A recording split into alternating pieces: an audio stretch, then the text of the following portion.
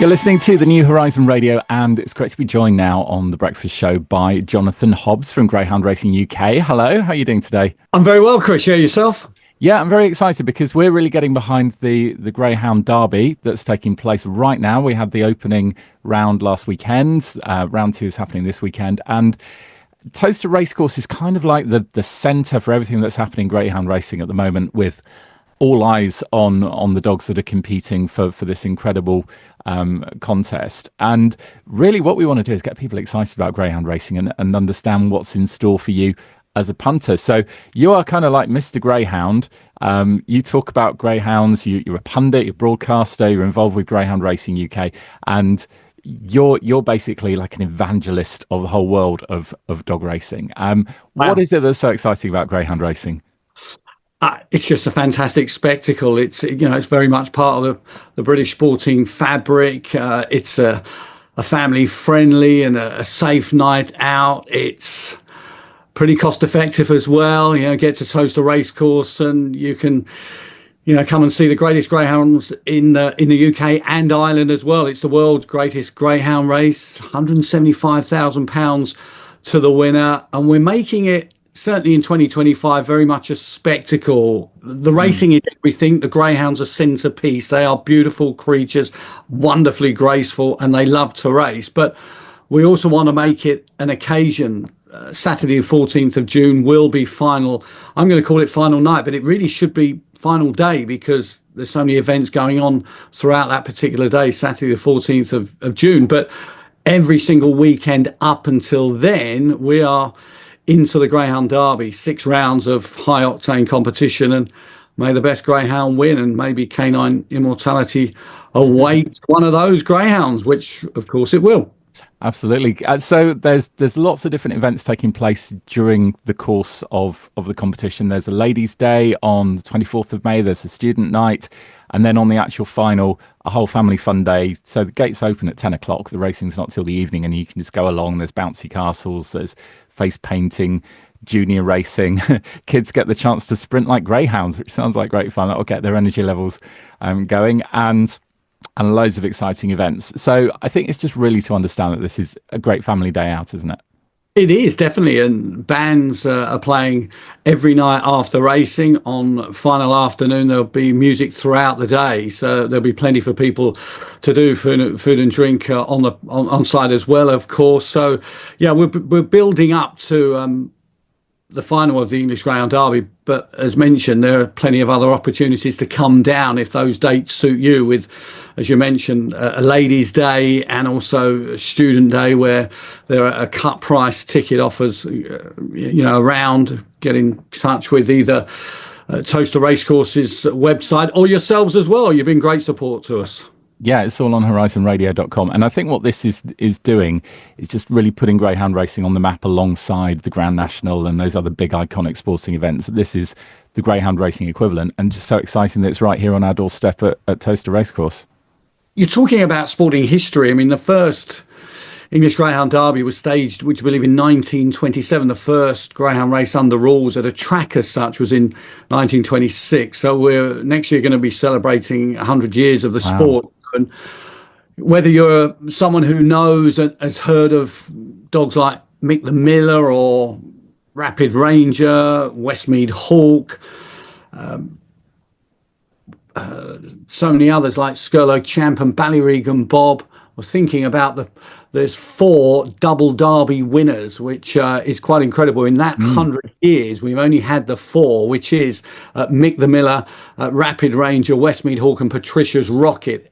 And there is a greyhound by the name of Delardy Dar who's racing this year, who won the competition last year for Irish trainer Liam Dowling, and he's looking to be just the 5th greyhound in what is almost 100 years to successfully defend the title. So it's such a rare thing. It could potentially happen this year. There's plenty of work to do in between then. He's only reaching the 2nd round, of course, this weekend. So yeah, has he got a lot of support? I bet a lot of people are putting bets on him and really getting behind him with that. Absolutely. I mean, anti-post interest, betting interest in the Greyhound Derby pretty much starts immediately after this year's Derby. They'll be betting on the 2026 Greyhound Derby. And just like Cheltenham, there's huge Irish interest as well. We had I think 32 Irish trained greyhounds entered for this year's English Derby. 7 Irish trainers involved who are making the trip across, generally for each round of the competition. Otherwise, they're staying with English-based trainers as well, just to save on the travelling.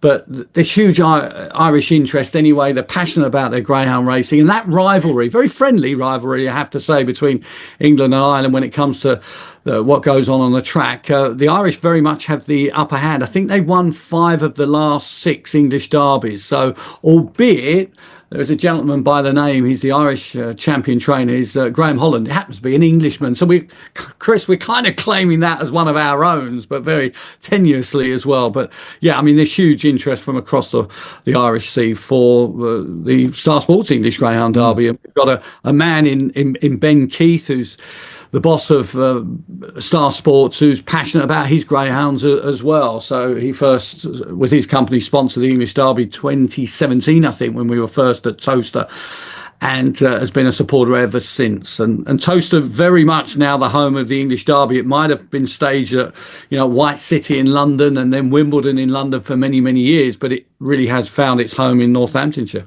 Yeah. Are there many local breeders that are going to be involved in the Derby from sort of Northamptonshire, Milton Keynes area, this kind of wider area? Yeah, absolutely. There's certainly interest. I mean, Towcester's got a number of its trainers that are based in and around Towcester who will have entered runners for the Derby. They would have had mixed fortune. 1 or 2 of those trainers will be in the second round and hopefully moving forward. So it's pretty much UK wide, and there's a hotbed in the south and very much in the northeast as well. So there's plenty of miles racked up between the first round, which we just had over the weekend, started on Thursday night, Friday night and Saturday night. 170 plus greyhounds in all across 3 nights, 32 heats. And then almost like FA Cup style, those numbers are whittled down to when we get to the final 6 on Saturday the 14th of June, and they are racing, as mentioned, for £175,000, which I'm pretty certain is certainly, in this continent at least, the richest prize and the richest and the best and the biggest greyhound race you will see, and it's on your doorstep. And yeah, I mean, they'll be able to buy loads of squeaky toys, a beautiful basket with that, loads of dog food. So imagine what you'd spend that on if you were a dog. It's just the most gorgeous kennel you've ever seen. But I'm sure that the breeders will probably take a little bit of a cut as well. I think they take a small percentage, absolutely. Yeah.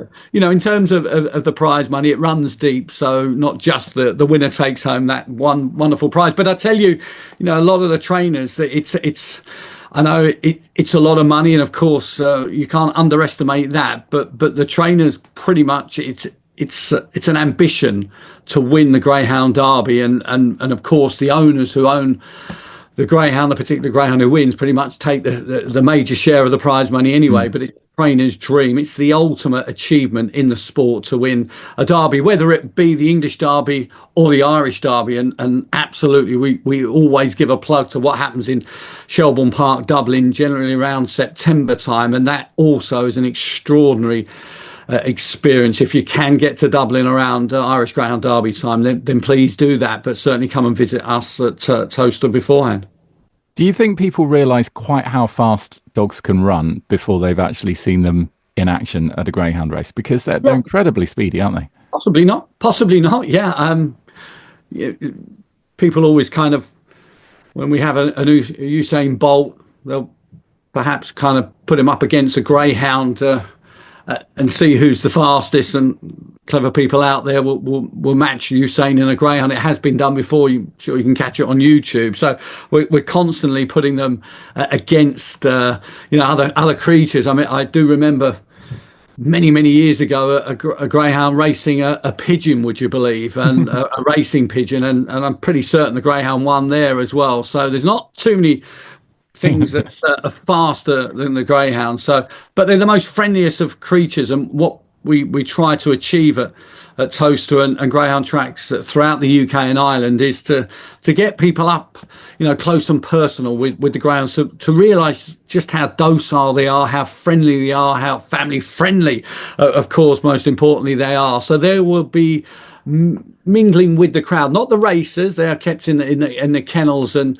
they'll come out to race. They are trained athletes after all, but there will be retired greyhounds there that will come and, look and meet and greet the crowd, and people, kids especially, love to sort of stroke them and what have you. So they'll be there and very part and parcel of it. And because relatively greyhounds' careers are short in the great scheme of things of their lives, so you're talking about 4-year-old greyhounds walking around and just enjoying themselves with the crowd. But as soon as they hear that hare set in motion and the other greyhounds racing, their ears prick up and they want to be out on the track.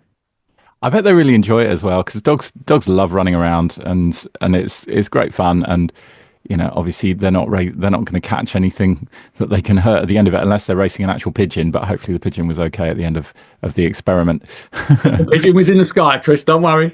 It's fine. No pigeons will hurt. So yeah, if you want to find out all the dates, all the details, it's all up on the website, horizonradio.com. The next round 2, is Friday and Saturday, 16th and 17th. 96 greyhounds taking part in those 16 races over the 2 nights. So they're going to be halving the field. There's going to be a lot of winners and losers, a lot of success, and the actual winner will be there at some point over those 2 days as well. So you'll be able to see him in action early doors. I mean, that's the beauty. I mean, we're building up each round. You could argue that there's very much the phony war of the first round. It's about qualification, the first 3 going through to the second round. So you're absolutely right. 96 greyhounds across 2 nights, competing in 8 heats apiece on Friday night and Saturday night. There will be supporting races, topping and tailing those race cards. So there's plenty of racing for people to enjoy. But then the following week is the 3rd round, and I think for the greyhound purists, that's very much one of the favourite and best nights of the year, because it's the night where you have 8 heats, 48. It's the last 48 stage, and you can come away that night after knowing you've seen the Greyhound Derby champion. If you were there the Thursday, Friday, Saturday, you're not quite sure which night is likely to provide that winning greyhound. But come the 3rd round, when all the greyhounds are competing, and then they're looking for places in the quarterfinals, and then you do get to the nitty gritty, and it's hugely exciting, and the passion you can feel on the terraces and the atmosphere this year. Up to now, I think in terms of the weather, we've been quite fortunate in many ways, and hopefully that really nice weather we seem to be getting in the Northamptonshire countryside continues, Chris. Yeah, it's been gorgeous weather, and the ladies' night on round 3, that's going to be the day that everyone's going to get all dressed up with all the nice hats on and everything, and it's going to be a real Royal Ascot vibe going on the 24th. So that'll be really fun, I think.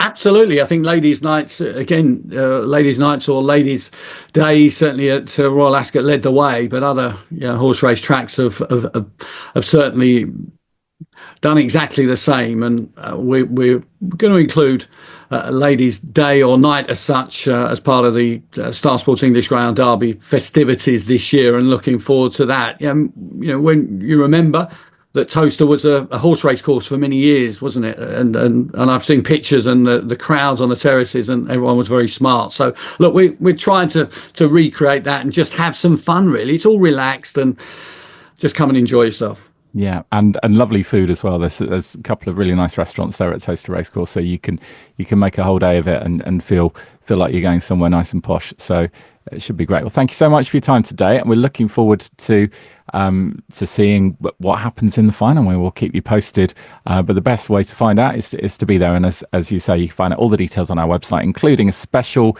discount code for 20% off tickets if you use the code CHAPPERS20 on the website, and then you can get your tickets to any of those nights for a discount. Thank you so much for your time today. Anytime. Thank you.